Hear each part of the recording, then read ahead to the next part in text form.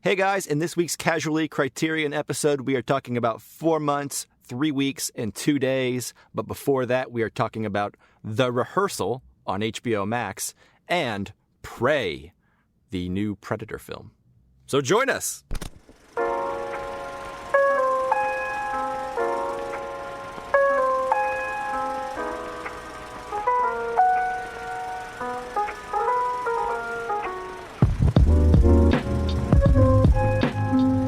Hello and welcome to the Casual Cinecast powered by Cinelinks. My name is Justin, and with me as always is Mike. How you doing?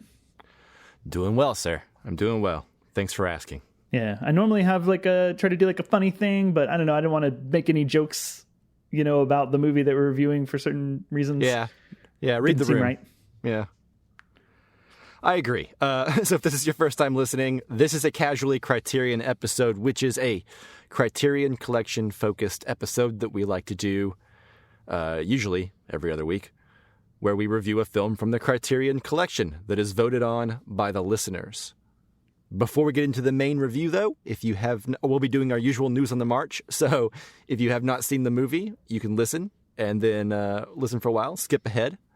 It'll all be time-stamped. Again, this week, we're doing a Casually Criterion review for 4 months, 3 weeks, and 2 days. Spine number 958. That's right. And as Mike said, you can vote on the poll to choose our Criterion films that we review on these Casually Criterion episodes.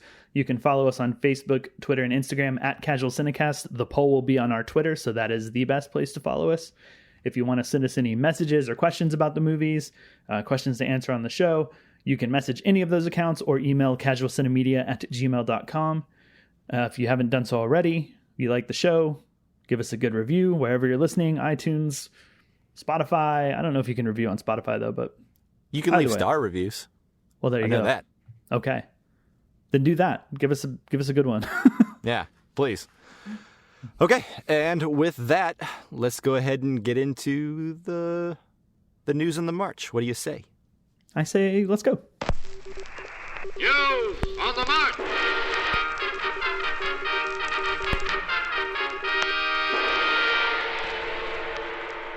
All right, Justin. Now that we are in news on the march, why don't you kick us off on what we're talking about today? First, that is. Yeah, so first we're talking about a TV show that premiered on HBO Max, I think, 2 weeks ago, 3 weeks ago, something like that. Well, there's 4 episodes out, so... Yeah, and they've released one a week, so I guess about 4 weeks ago. Which doesn't... Oh, man, time is... I know, weird. We were talking about this before we started recording. Time is just flying by these days. Yeah, it's weird. But that's a whole existential subject we don't necessarily have to get into. Not the podcast for that. Yeah.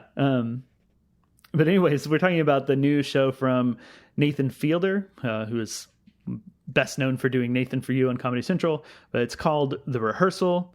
And just for anybody who hasn't seen the show, basically the concept is kind of it's a reality show where he takes people that have problems, life instances that they're worried about and unsure of how to handle or go through, and does his best to replicate an identical situation and allows them to rehearse.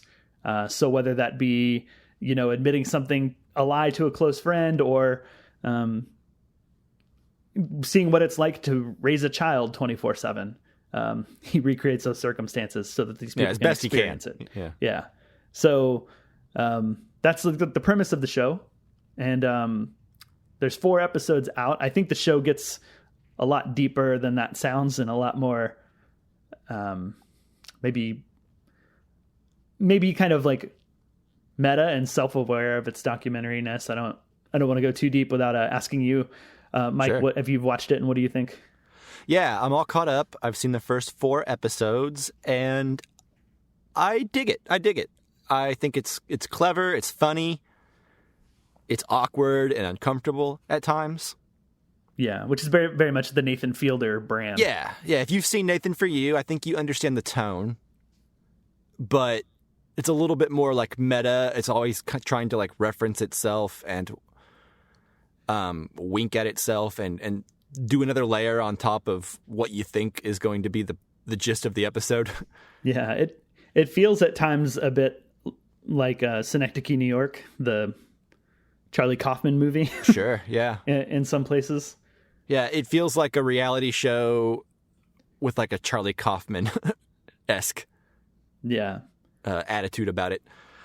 For the most part, I'm digging it. I think the first episode is still the strongest because it's kind of a standalone event. I didn't realize that starting, I don't think this is a spoiler, but in episode 2 onwards, it's sort of been like a continuation. And it has little vignettes that are standalone.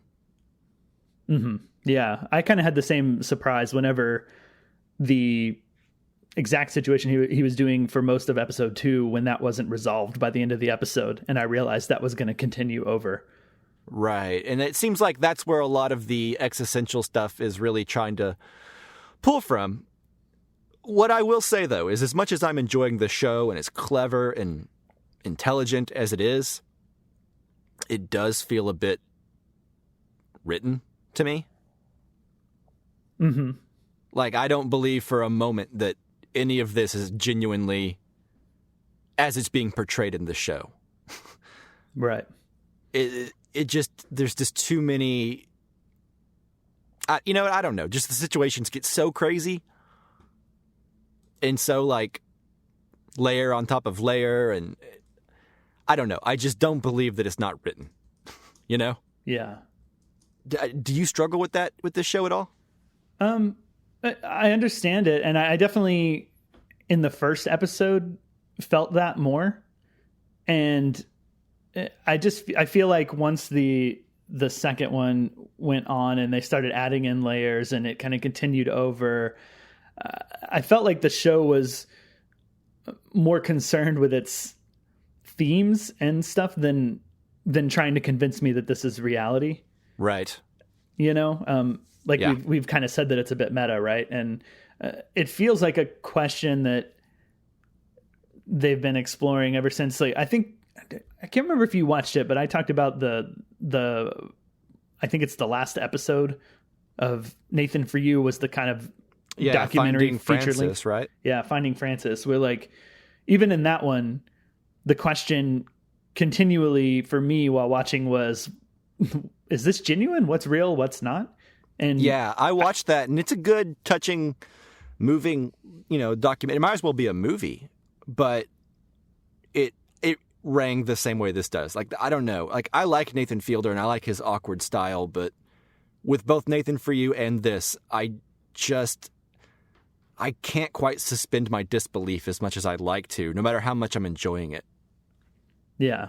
And I think just what I'm curious about is, and trying to answer, is just how much that's the point. You know? I don't know.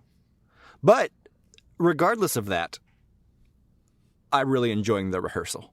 Yeah. Because even if you watch it through the lens of like, okay, this is like, I don't even want to say it's like written, but like maybe actors and people are privy to like the scene that's about to unfold a little bit more than they're letting on like in the actual episode, right? Like, okay, maybe they know that the general idea of what's going on more than we think they do. Yeah. There's things, but it's still thoughtful. It's still good. Yeah. It's still emotionally and thematically going places that are interesting and entertaining. Right. And I think there are moments in episode 4 where exactly what you're saying is like portrayed on screen, where he's, he recreates some moments that we've already seen, but guides the actor to do something different. Yeah. To be fair, I guess the person he's talking to in that moment is an actor, but and not like a person who's supposed to be one of like the non-actors in the show. Sure, but, right. So I think like when moments like that happen, I really it makes me kind of let go of any of the questioning that I've had with other stuff. But yeah, I don't know. I just find it funny. And yeah, well, that's kind of the most important thing for me. Sure. Yeah. Well, that's what I'm saying is like, regardless of how real it is or isn't, even me, someone who has a hard time with reality TV for that very reason, I'm still enjoying the show and I'm not bored by it, you know? Yeah. And even if it does feel a little false at times, like if it serves a greater purpose or theme at the end of the season, you know, I'm okay with that, I guess. But anyways, I just kind of wanted to get that out there. That's neither here nor there, I guess. But I don't necessarily feel it's as real as I think it wants you to think it is. Right. And that may be fair. I do think there's some stuff like that happens that I was just like, I guess like there was some feelings of like you can't really write some of the stuff, you know? And sure, like I think the personalities of the people when they shine through the most, that feels genuine. Yeah. Like there's a guy who is like obsessed with numbers and coincidences in numbers, and they, you know, maybe they milk some of that out of him of like, hey, can you tell us more about numbers anytime you see them? Yeah, he's always trying to like link it to like Bible verses and stuff. Yeah. But there's like just random numbers. There's some really funny stuff, and I believe that guy's real, if not, you know, they're milking his personality quirks for entertainment. Right. Yeah. But I do even find this interesting in terms of like the sort of age-old documentary question of like, how do you interfere, or do you strictly do nothing and right. like not affect things at all? But like, of course, cameras being around will affect anything when they're known to be present. But I find it interesting in like form from like kind of blurring all of those lines and doing so intentionally. Yeah, that's what sort of feels Charlie Kaufman-esque about it, you know? Mm-hmm.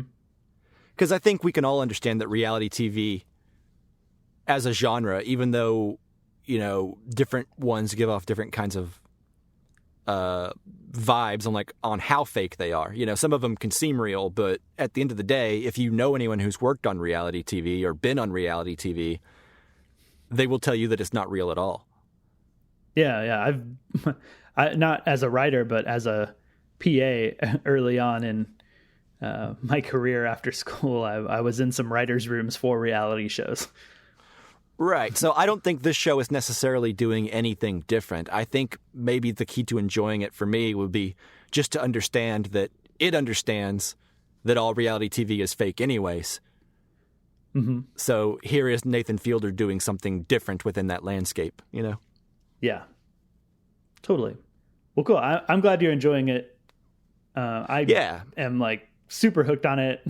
I've actually watched most of it twice. I've watched episodes 2 through 4 twice because I watched them by myself after my wife and I watched the first episode. And after watching 2 through 4, I was like, I told her she should watch it. And I was at least watch episode 2 and see if you're into it. And we ended up watching 2 through 4 again. So I've seen it all twice and she's hooked. So like, yeah, I was about to say, I take it now she's into it.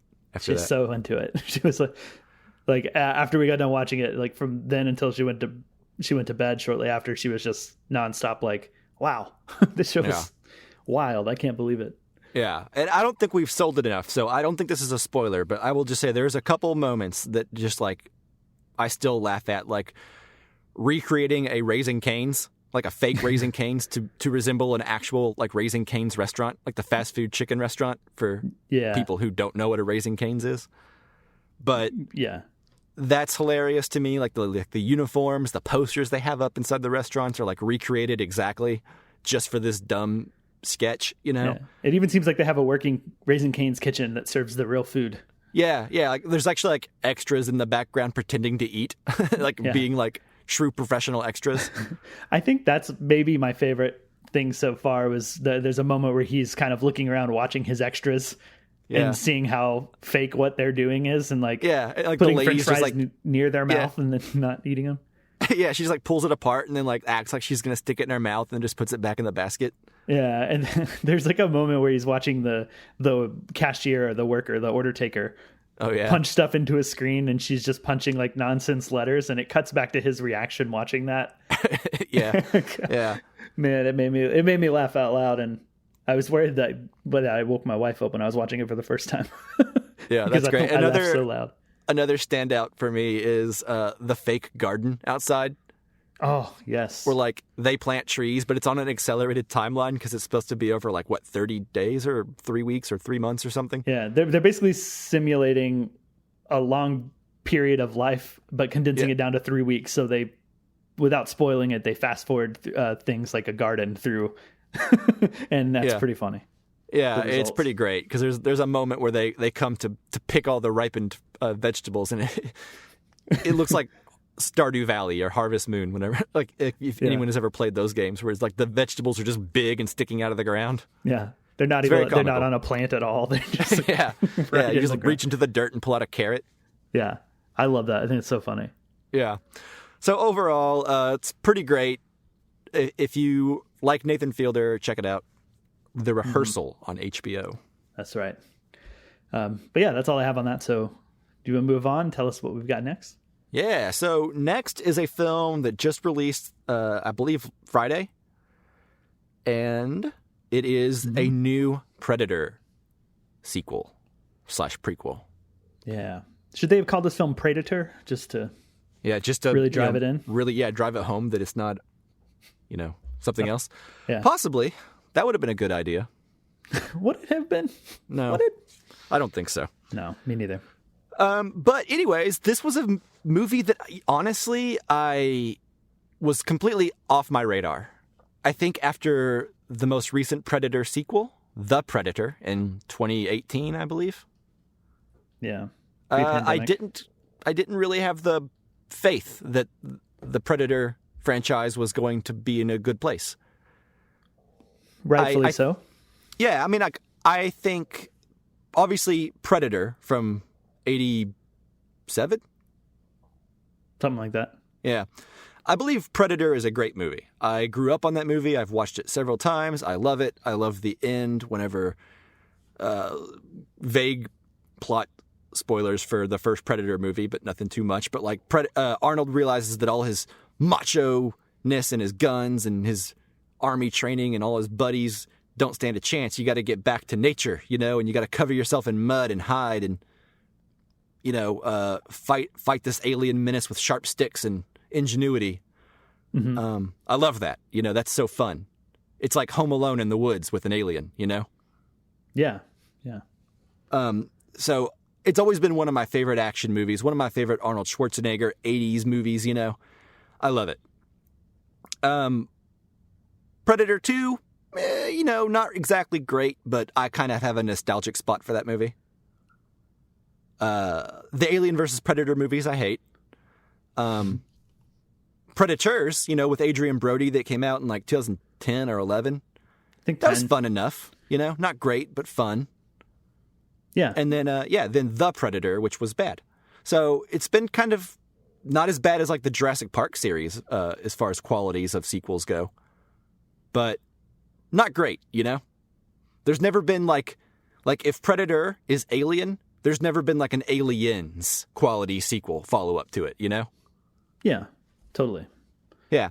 So anyways, all that to say that I really enjoyed Prey quite a bit.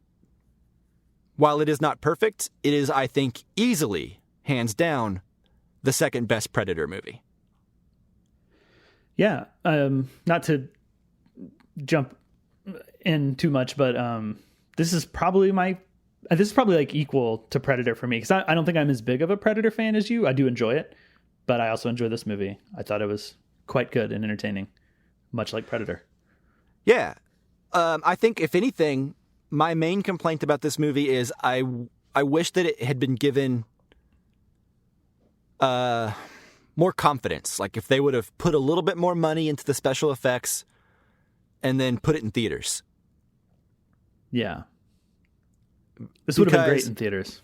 Yeah, it would have been so fun, And as far as I can tell, scouring the internet here, most people who are big fans of the original Predator movie are really digging this movie quite a bit. And I gotta say, I'm one of them. Like I said, it's not perfect. It relies a little bit too much on CGI animals. Yeah. Like snakes, birds, bears, deer. And none of them look convincing, even for a moment. Mm-hmm. And I would be lying if I said that didn't take me out of it while watching it. But, that said, if I can forgive, I don't know, more prestigious, artsier movies, that sin, like I'm thinking True Grit and The Revenant. Yeah. I think the special effects in this movie are worse than those two movies, though. But if I can forgive bad-looking CGI snakes and bad-looking bears in those higher-brow, quote-unquote, movies, then, I'm trying to be forgiving of this as well and just kind of focus in on what works, right? Which is a really compelling main character / characters. Really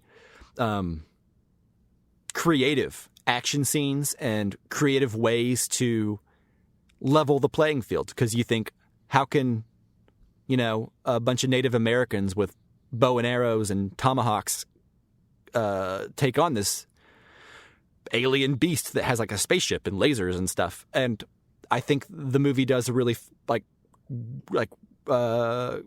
really good job at kind of making me believe that. Yeah, there's always this moment in Predator movies where I find myself just kind of annoyed at every new gadget the Predator pulls out. Yeah. That makes whatever the humans were trying to use against them irrelevant. Or, it almost approaches this like Superman level of invincibility. So I always hit that moment and I'm like, oh God, this is kind of like a bit much. And then that kind of makes it more satisfying once you get to the end and they kind of beat it and figure out how to like get around some of those things. Right. But I guess I always kind of forget that moment comes. Because even in this, I was just like, he's got so much. I don't understand how he ever loses. Well, and in this, though, he has less than previous Predators we've seen. Yeah. And I believe, at least I get the impression, that this is this Predator's first hunt.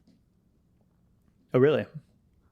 He doesn't seem to have that much stuff, and he doesn't even have any armor, really. He's got like a cool helmet and like a laser thing and a net and some weapons, but like he doesn't really have any like chest armor.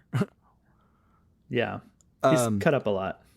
Well, and also this one, I feel like, to add on to your point, this one, I feel like the Predator puts his body in harm's way more often than previous ones we've seen. Like he's wrestling a bear, Yeah. Like he lands on Earth for the first time. He kind of like works his way up with animals. Like he starts out with a snake and then a wolf, then a bear, and I don't know. I like how he's like kind of trying to figure out the hierarchy of animals that are worth hunting on this planet, Yeah, that's kind of a fun journey that I enjoyed, was going kind of up the food chain a bit. Yeah. And unfortunately, that's where most of the bad CG animals exist.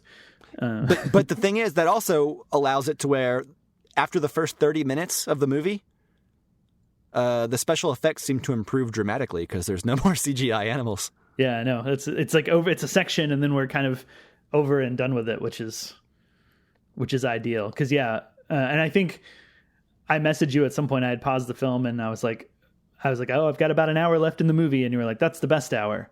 And that may have pretty much been the point where the CG animals stopped showing up, and it became just kind of, humans versus Predator.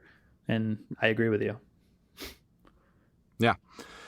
But let's see. Other than that, I want to say that the movie, I think, is really cool in the idea that it has an entirely Native American cast, Comanche tribe.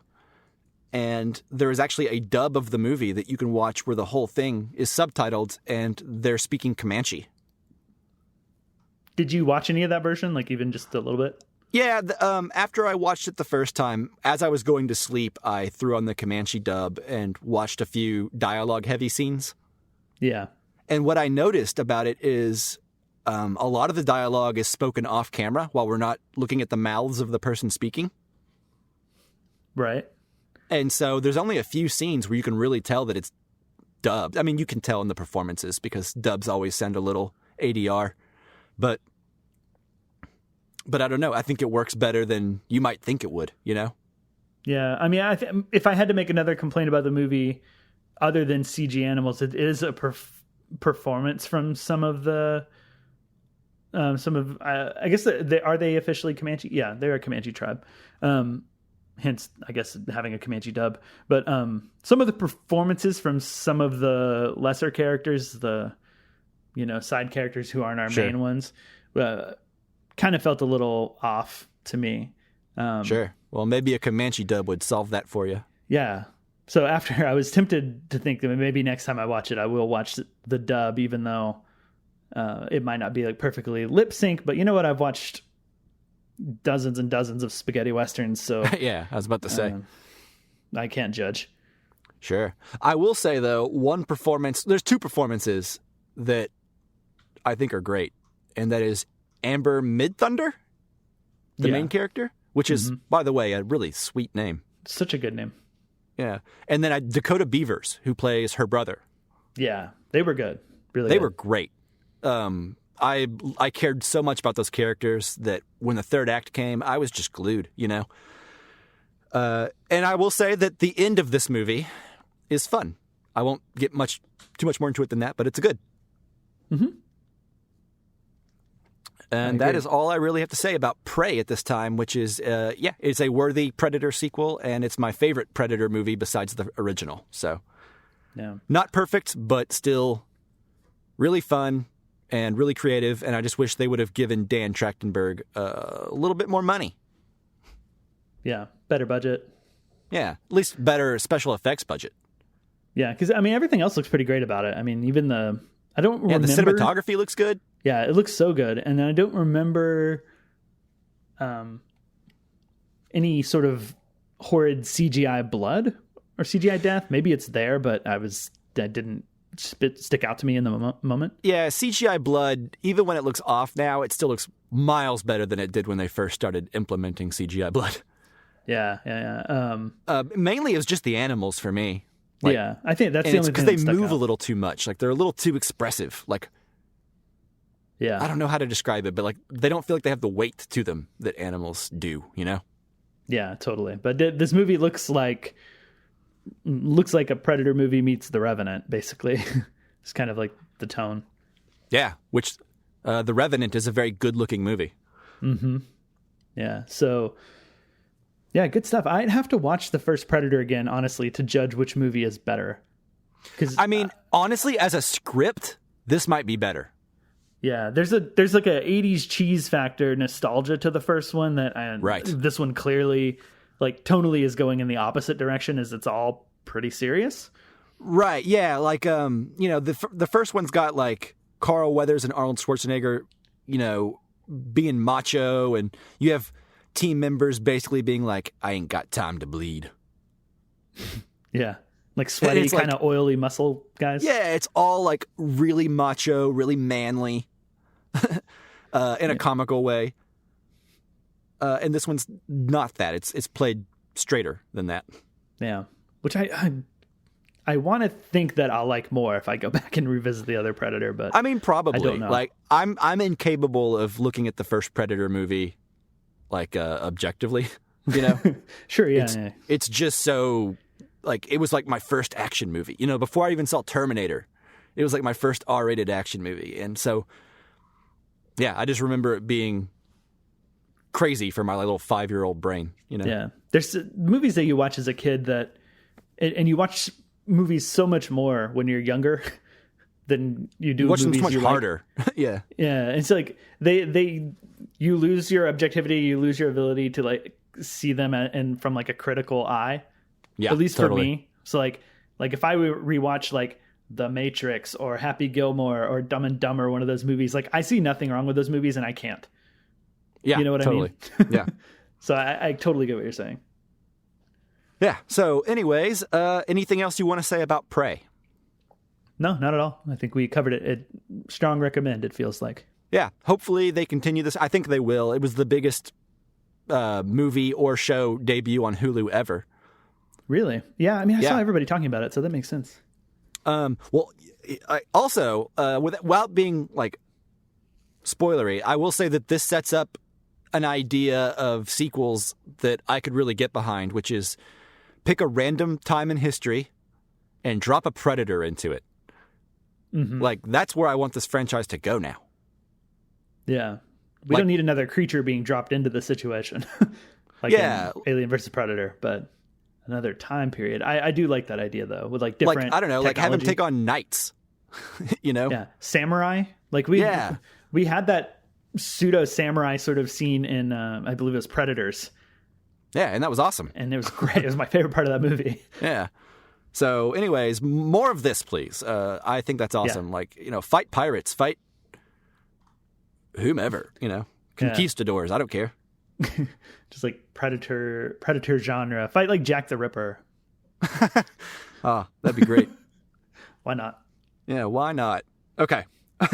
And now I think we can actually move on to the main review. What do you think? Yep. Let's go. All right, so now moving into our Casually Criterion review for 4 months, 3 weeks, and 2 days, starting now. Știi de pușcărie ce facem aici?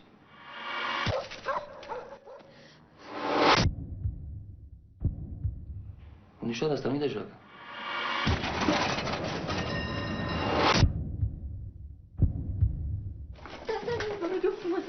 Păi ce pula mea, mă, tu crezi că mă prostești pe mine ca pe ultimul fraier?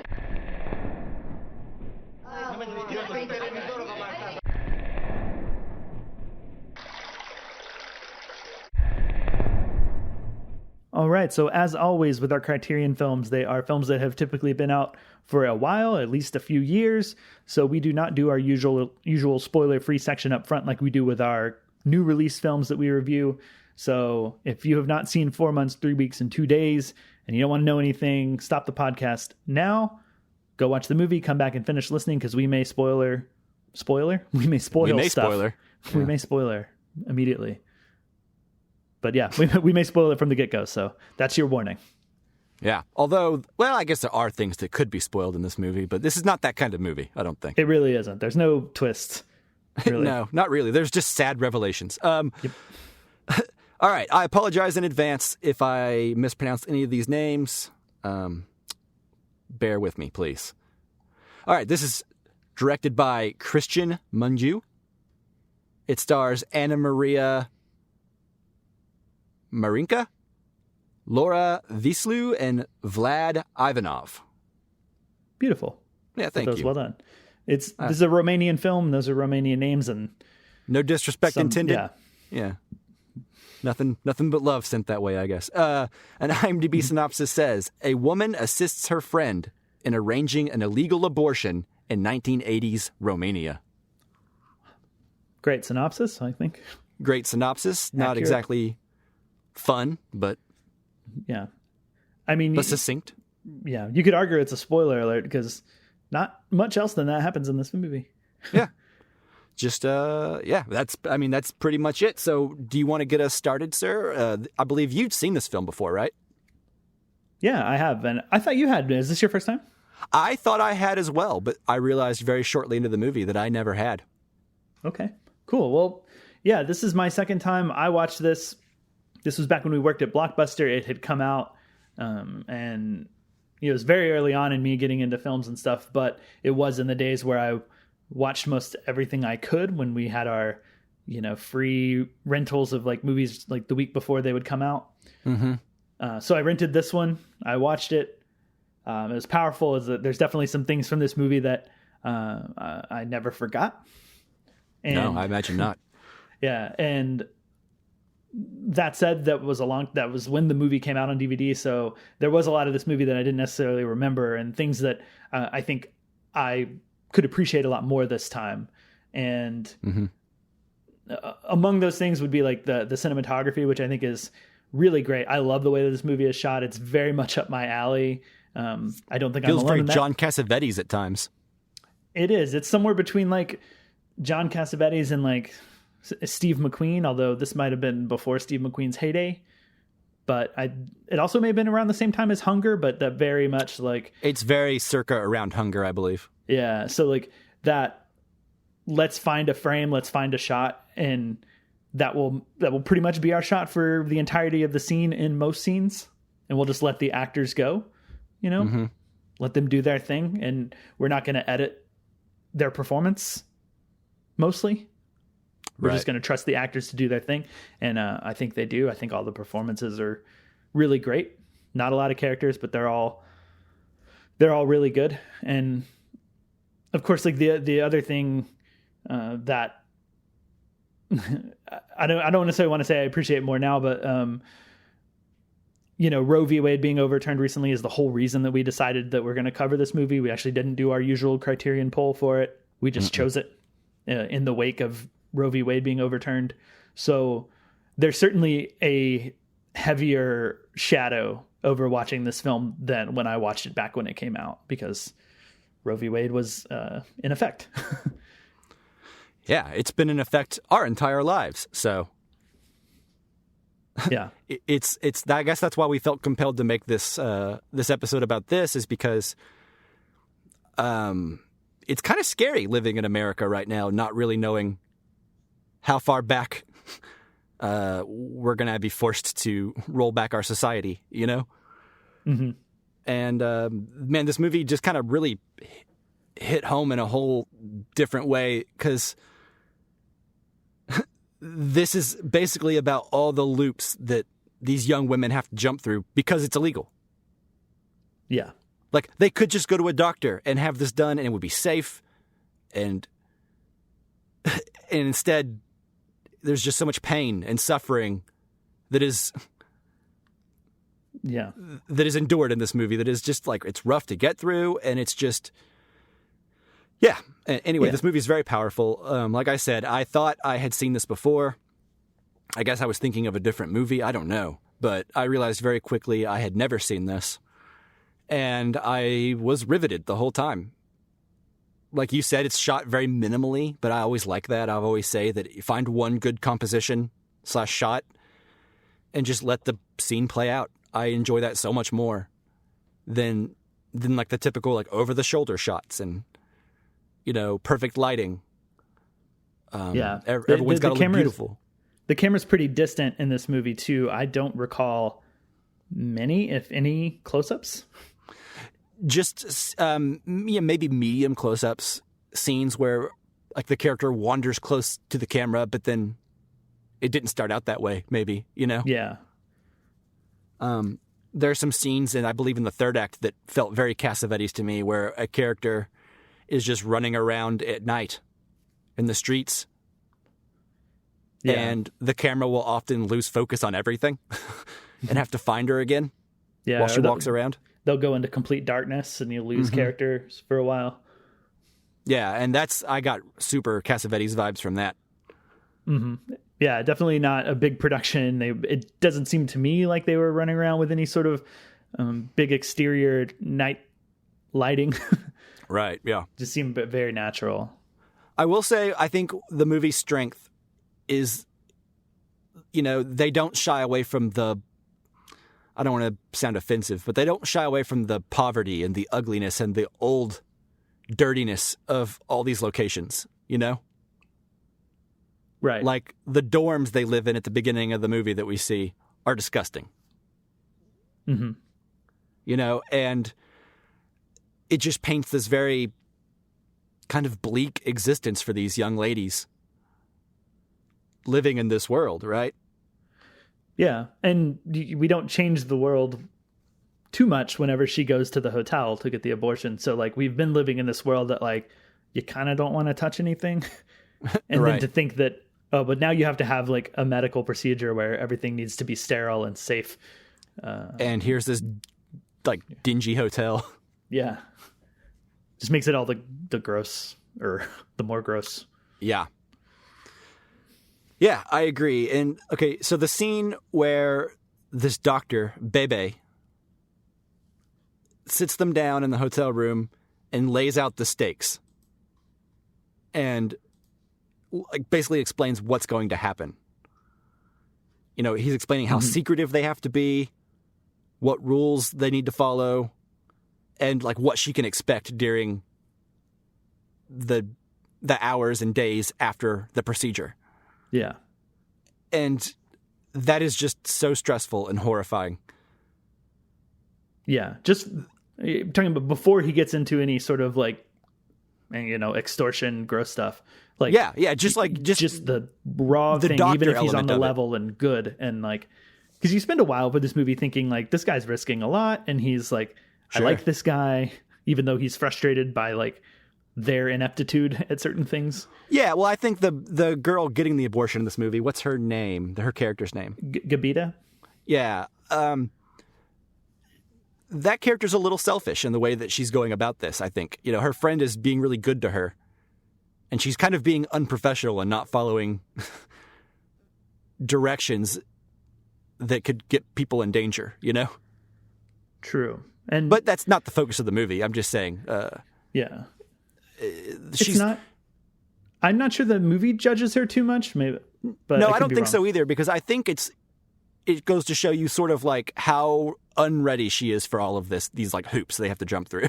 Yeah, that's kind of how I took it. Was like overwhelmed by everything that like something can be forgotten pretty easily with everything they're having to do.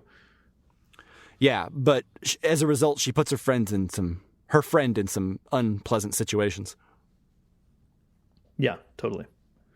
Which is like that turn by the guy was pretty crazy. That is something that I did not remember from my previous viewing. Yeah, exactly. Was that moment that he turns into a pretty bad dude after. Well, yeah, and it took me a while to realize that that's where he was going. Yeah, it unfolds really slowly. You're like, wait, what did he say? Because, like, what does that mean? Yeah, because he keeps reminding them of how much trouble he could get in and that he's got a family. And you're like, oh, man, I get his point of view. Makes sense. You know, he's putting his freedom on the line to try to help out.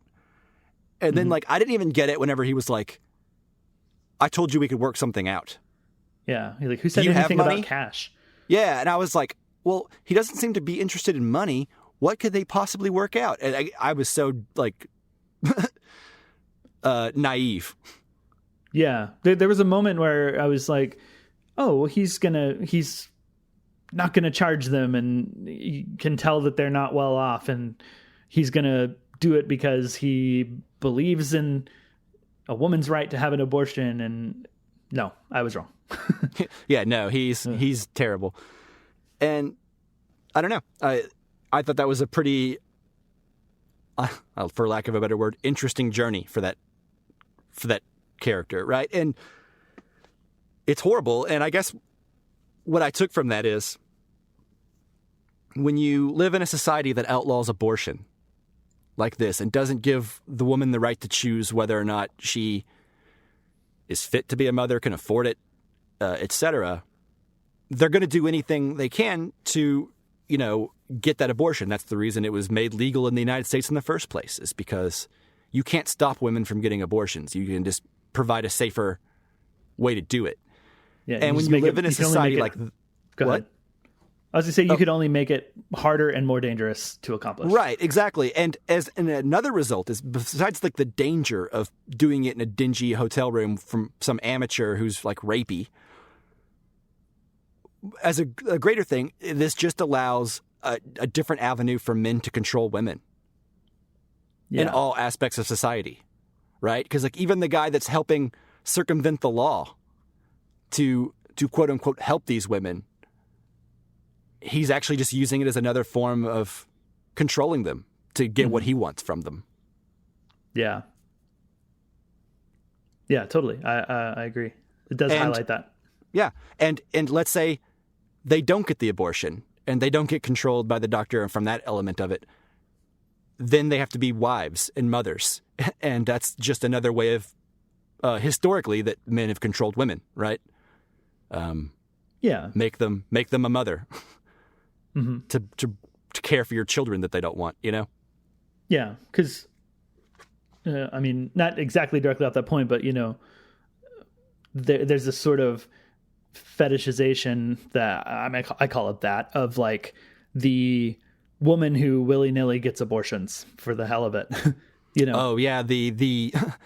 Or like one thing I hear from promiscuous woman. Right. Well, one thing I hear from conservatives a lot is like a lot of time women will have kids just for like a check from the government or something. Right. Oh, well, yeah, that yeah, too. Well, it's like there's always like just like this random like people that you never hear about in real life, but that take advantage of the system or just use it the wrong way or whatever, right? It's blaming. Right. I don't know. It never seems to be, the tough situation is never really what's like highlighted and what's put forward. Right. or anything like this. And this movie does a great job of setting that up. I will say that one thing about this film that I wasn't expecting is the reality of like what you do with the fetus that is aborted whenever you live in a place where this is like really illegal. Mm-hmm. And the harrowing journey that her friend has to go on to basically like, I don't know, dispose of it in a responsible way. Yeah, that's the thing that stuck with me the most, was that part of the movie of the disposal, and even the shot of seeing it just kind of on the floor in that sort of makeshift plastic bag. I was not expecting. Yeah, and it looks pretty real enough to make it difficult to look at. Yeah, I was convinced, I guess. Yeah. And go on. Yeah, that's it. Go ahead. Well, I think one of the best scenes in this movie is whenever the main character is talking to her boyfriend and she's like visiting her boyfriend's family. And she's very emotional, having gone through everything she's gone through up to that point. And I guess she's like, how do you know I'm not pregnant? And she looks at him and I guess what I took from this is it's unfair for the women to, we want to be in relationships with them as men, right? But like we don't have to worry the same way they do. Right? She's like, what happens if I get pregnant? And he's like, are you? And she's like, well, you don't know. Like he's able to not think about it until it's a problem. Whereas like every time, she enters like intercourse with her boyfriend, that's probably on her mind. Whereas like he isn't burdened by that worry unless it becomes a reality, and then they'll figure it out. But like what she's realizing is she's going to need a plan if that happens, right? Yeah, she asks him like, what would you do, right? Yeah, and he's like he doesn't have an answer for her, like not a satisfying one. And just something as normal as a boyfriend and a girlfriend, two people in a relationship having sex. That's a completely human thing that every society has, right? That's like part of what makes us human and being in a relationship. But this idea that the consequences of which they're not equal every time they enter into that any kind of sexual act, right? Like she has to worry on a level that he just doesn't, and he's not burdened by, and he's kind of inconsiderate about. Otherwise, he would be more careful. He would, I guess not to get too into it, he would be more careful where he finishes. Yeah. Yeah. And he would be sure to take more precaution and have more of a plan than he likely does. Yeah, and not take her health into, I don't know, like just like not consider it in the moment, Yeah, that's interesting because, that whole section, I was kind of hit over the head with this feeling of like from her perspective that nobody seems to be particularly concerned with her pretty obvious kind of like dissociating that she's doing at times and like not being really there or entertained, and like just the fact that like nobody is even considering her or what she's doing, and she's just kind of overwhelmed by all these people that just kind of go about. So I kind of was reading it in that way of just like lack of concern over others, which is, a primary thing behind, I think, things like wanting to ban abortion and that sort of stuff. Sure. But what you're saying too works really well, because it's something that I've grown more aware of after dating my wife and being with her for a while. And something that she regularly reminds me of is that as a woman, she has to have a lot more contingency plans than I do as a man. Yeah. And there are things that they think about that I would not have even thought of, like even down to like, hey, we're pulling up to this place and I know it's daytime, but we're going to come out at nighttime. So like park near a street lamp, or make sure you park under a light or something in this giant parking lot, or, don't pull up next to this van. Right. And that sort of thing. And all sorts of things like that just like never concern or like cross my mind at all. Yeah. You navigate the world in a completely different way. Yeah. And yeah, you're right. I mean, this movie brings about to light a lot of that. And did you ever see the movie that came out a couple years ago? I want to get the title right, but it's something like Never, Rarely, Sometimes, Always. Yes, I did see that. Okay, so there's similar films, right? Yeah, very similar. And I think that one is pretty interesting because if I remember correctly, there's not much that is like, there's not like a creepy, like sort of rapey person, as you put it earlier, who's taking advantage of them. It's all just pretty on the level. It's just a hard journey for her because she has no support and Never, Rarely, Sometimes, Always. Right. And I like these two films as like companion pieces to like kind of show some like different sides of it. And I guess this one's probably more effective on like an immediate level. Yeah, this one's the one that got me a little bit more emotionally. I don't know why. There's one scene in particular that I found to be very stressful and scary. It's before everything kind of goes south with the doctor, and they just got in the hotel room, and he's basically like examining her, and they're trying to pinpoint exactly when her last period was. Right. And I don't know, just to me that was just like, I don't know, like really, I don't know, scary, because at that point you don't know the doctor's horrible, right? And so he's trying to pinpoint just how far along the baby is, and at a certain point in time it gets more illegal than it is initially, right? Yeah, higher punishments. Right, and you realize that she's well beyond that. So yeah, I think he says different procedures for different times during the pregnancy, right? Right. So it is stressful, and you're like, God, I don't know. Like, I can't think of anything like bodily of my own that like I would track that hard. And it's just another thing for them, Yeah. One more thing that they have to worry about and be vigilant of at all times if they're going to engage in regular human social dating situations.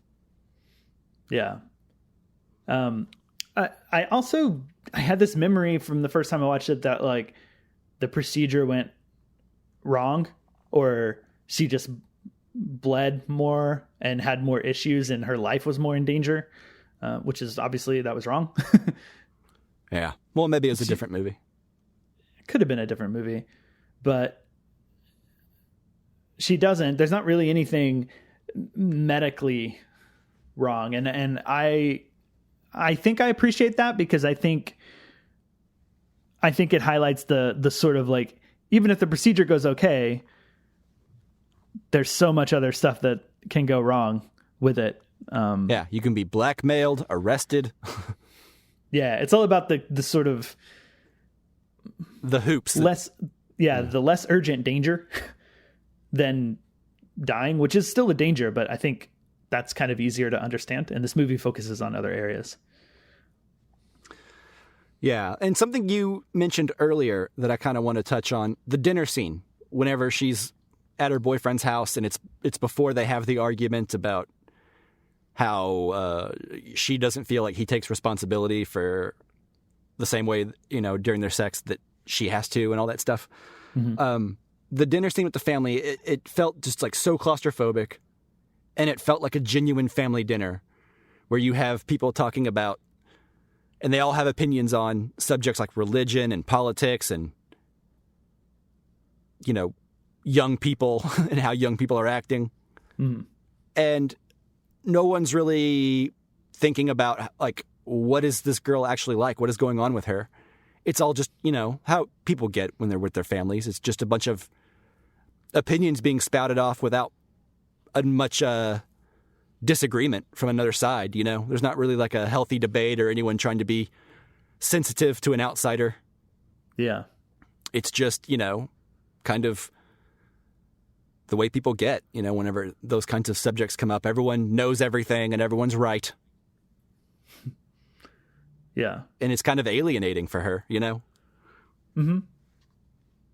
Which, definitely sounds familiar. And yeah, I think it's supposed to. Like, even though I've never been to Romania and I don't speak Romanian, it's like that conversation felt like somewhere I had been before. Yeah. And I think that's something that I said this earlier, but just this movie rings so much more true and feels so much more possible. There was a distance by living in a country where abortion was legal everywhere and protected by the Constitution. Like, living that and watching this movie, there was certainly like, it's like looking back at like a film about, the Holocaust or something like that. And you're like, wow, what a horrible time that must have been to live through. And like, that's really terrible. And there's some level of comfort that like where you think we're past that and like, well, we don't deal with that anymore, Mm-hmm. And it's certainly colored like my feelings towards this movie watching it now. And yeah, it feels so much more urgent and of the moment than it did back in 2008, I think, when it came out. Well, that's interesting because what I was thinking of whenever this movie was going on is I watched Fast Times at Ridgemont High when I was like 12 years old, 13 years old, something like that. Yeah, probably about the same for me. Yeah, there's a subplot in that movie where a girl has to go get an abortion because some dude, wasn't careful. Mm-hmm. And then I was thinking about that movie while watching this movie. Right. Because that's just like a high school girl was able to go to a doctor, make an appointment, and that's like the end of that plot in the movie. She still has to deal with it emotionally. Right. And she still has to like process it in her own way. And you feel that in that movie. But it made me so sad because this movie takes place in the 80s, around the time that movie was made. And on just a different place of the world, this girl has to go through so much more just to get the same thing done. Yeah. And I don't know. It just like the contrast there, like you were saying, it's like you think we're past that because we grew up with movies that featured that kind of plot line and it's been legal since you and I have been born. And now we're entering into a time that's kind of unprecedented where, at least for us in this part of the world, where now it's no longer guaranteed the way it was our entire lives. And now like it could be so much scarier because here in America, they're talking about some pretty ugly stuff like bounties and, text messages being used and spied on just so like they can track women getting abortions across state lines. Things like that. Yeah. Tracking like, they have apps to track periods and cycles and that sort of thing. And that data can be sold. Yeah. And when you factor money into the equation and putting your trust in these companies, it's like there's no guarantee that they won't eventually just sell you out. And it's just like it's getting to be, it's scary, right? I guess it's scary that like a movie made, like an American movie from the 80s that featured this kind of thing is now going to be like a relic of a time whenever we weren't so backwards as a society. Like we were progressing and now we're regressing and it's just weird times, Yeah, and it's on the other side of that. It's like weird to look at a film made in 2007 set in the 1980s in Romania, which is, as you pointed out, isn't the most pleasant looking of areas or whatever. They've had a rough go of it. Yeah. And now we're in that same boat as the people in this movie as a country, almost 40 years later than when this film was set and the situation was going on, we're worse off, or equally as bad. I would say maybe worse off because of the things that you mentioned of like bounties and like rewards for turning in information of people who had abortions. It's a bit more like it's like abortion being illegal plus like McCarthyism.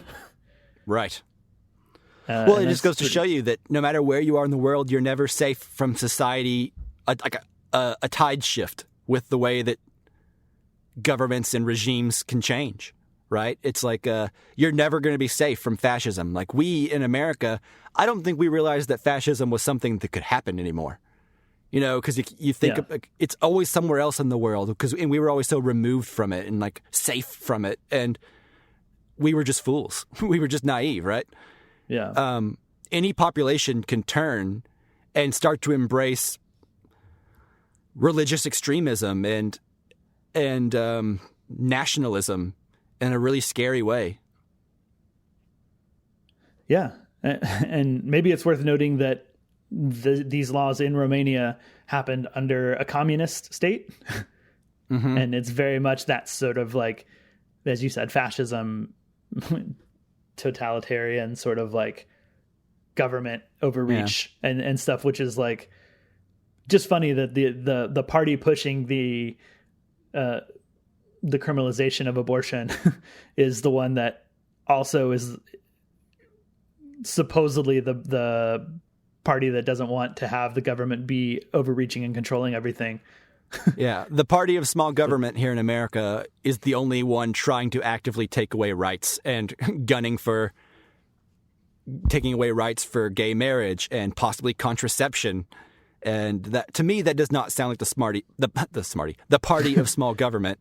Yeah, it sounds more akin to like the Taliban. Yeah, it doesn't sound smarty either. No, it doesn't. But yes, and it is worth noting that it is legal in Romania now. Oh, good. So, well, they're ahead of us now. So. Yeah.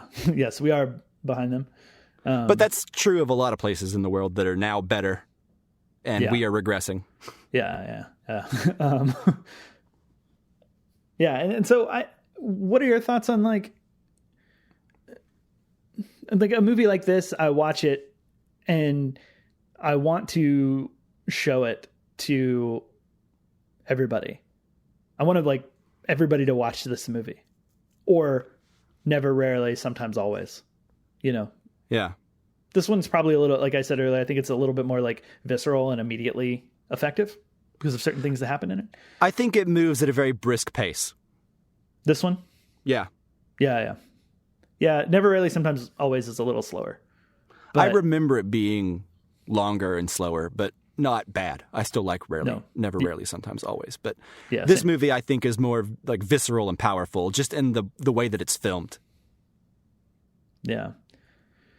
I don't know. It's that kind of movie that makes me want to like shout about it, you know, and make people watch it, and that's probably a good thing. But I feel like this is one of those movies that like. I would want to put it on like the list of like everybody should see this movie, much like Forrest Gump or something. Like classic movies. Sure. So I mean, it's going to be a harder sell though. Sure. Because it's not pleasant.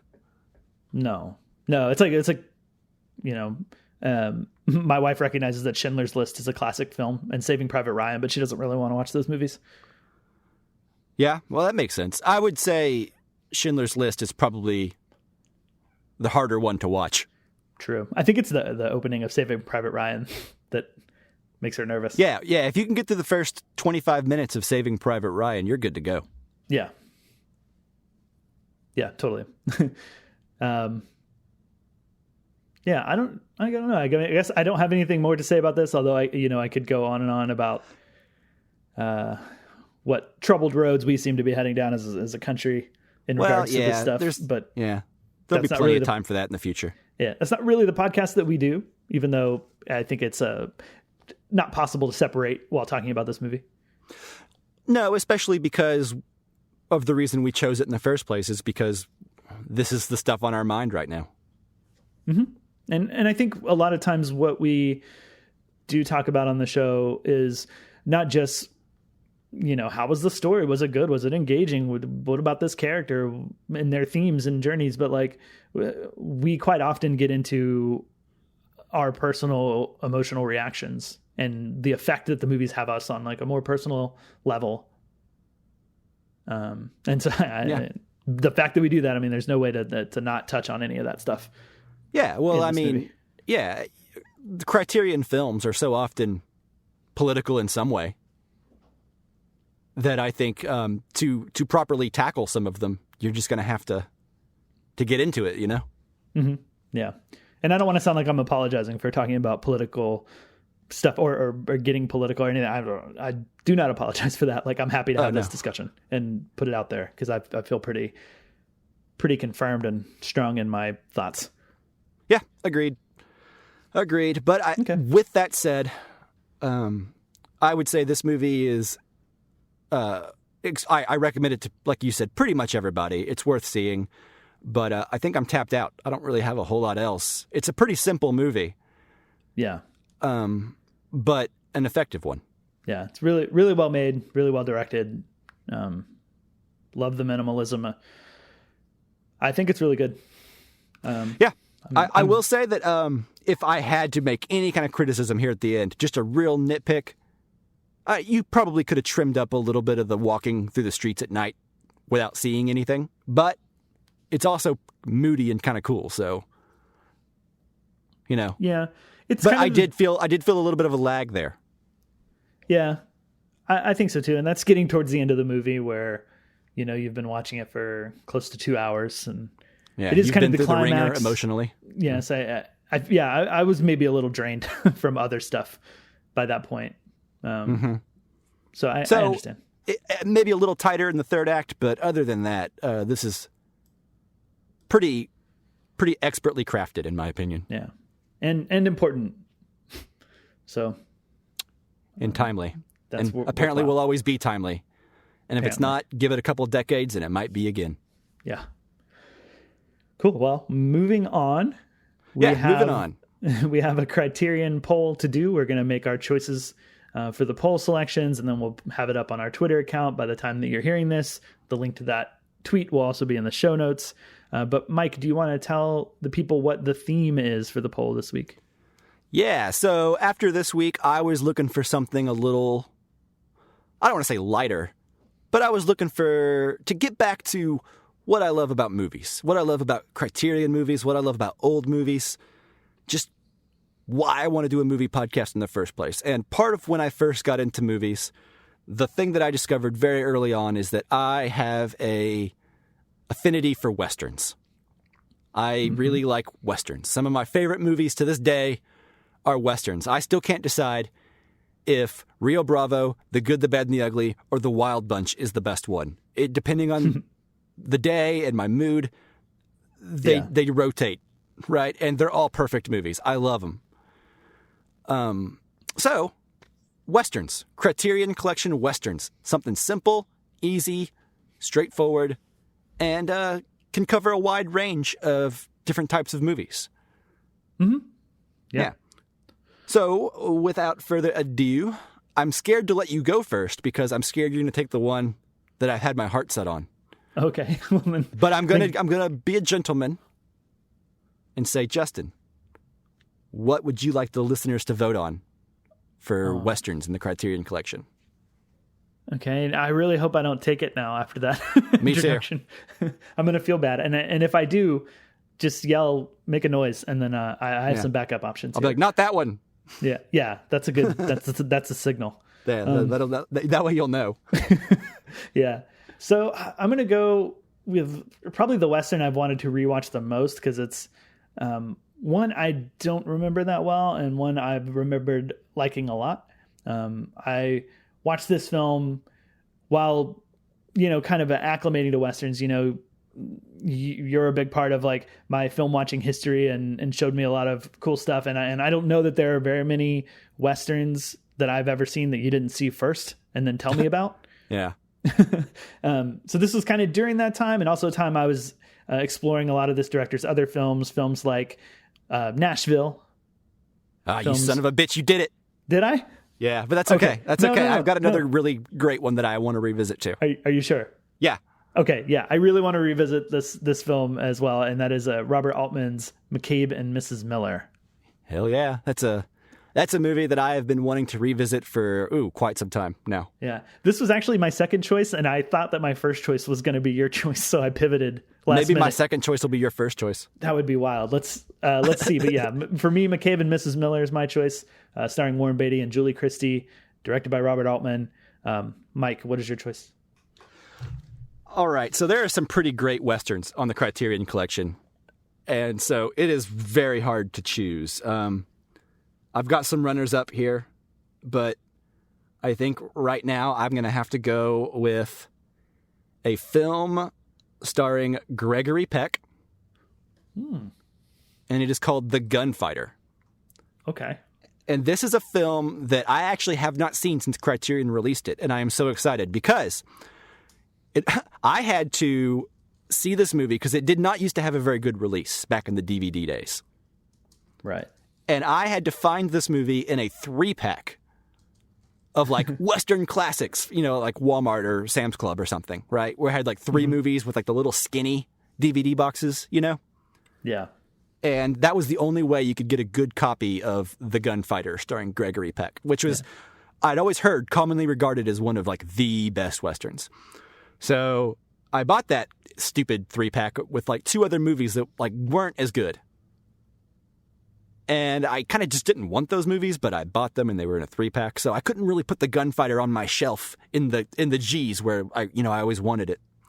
Mm-hmm. So then Criterion started releasing it, and it's a perfect movie for Criterion to release. It's so good. So yeah, now maybe I'll get to see like a better transfer, and who knows, Undoubtedly. I remember watching that transfer, and you said a good copy, and I think that's relative.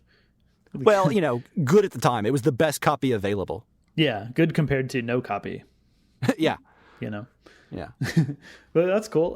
That was not my first choice. My first choice was Ride in the Whirlwind, the Monty Hellman. That's what I thought you were going to go for.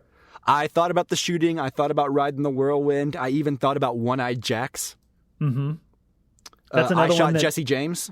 Yeah, One-Eyed Jacks is another one. Well, I think I Shot Jesse James is not technically Criterion. That's a clip series. Yeah, but I don't know if that's outlawed on our podcast or not. Yeah, you're probably right about that. But it should be Criterion. Yeah. One-Eyed Jacks is another one that I remember having to get a pretty cheaply made version of the film. DVD release of it. My other thing that I thought about was Dead Man, the Jim Jarmusch movie, because I've never seen it. Yeah, that would be one that that's actually a movie I confess I did not like, but to watch it again would be neat. Yeah, why not? But either of these movies, I'm totally excited to revisit because I've only seen them once and a long time ago. Agreed. And those so choices there's again no losing here. What's that? There's no losing here.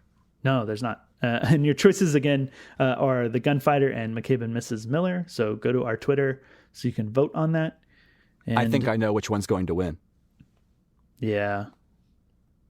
At least in terms that of people heard of. Yeah, in terms of movies that people have heard of more in mass.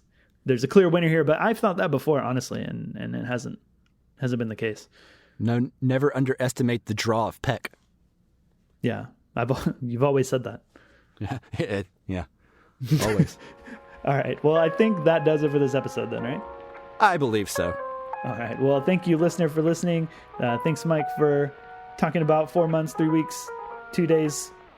You're welcome. Pray, the rehearsal, all that with me. Mm-hmm. And then thanks as always to Jake Wagner Russell for doing our intro and outro music. If you want to hear more of his music, go to soundcloud.com/bopscotch. All right, everybody. Stay tuned to this channel, this feed, subscribe, all that stuff. Our next episode will be not a Casually Criterion, but it will be over something. And we have not decided what that is yet, but we're still weighing that. So stay tuned. But yeah, we'll have an episode. That's true. And until then, talk to you later. Bye.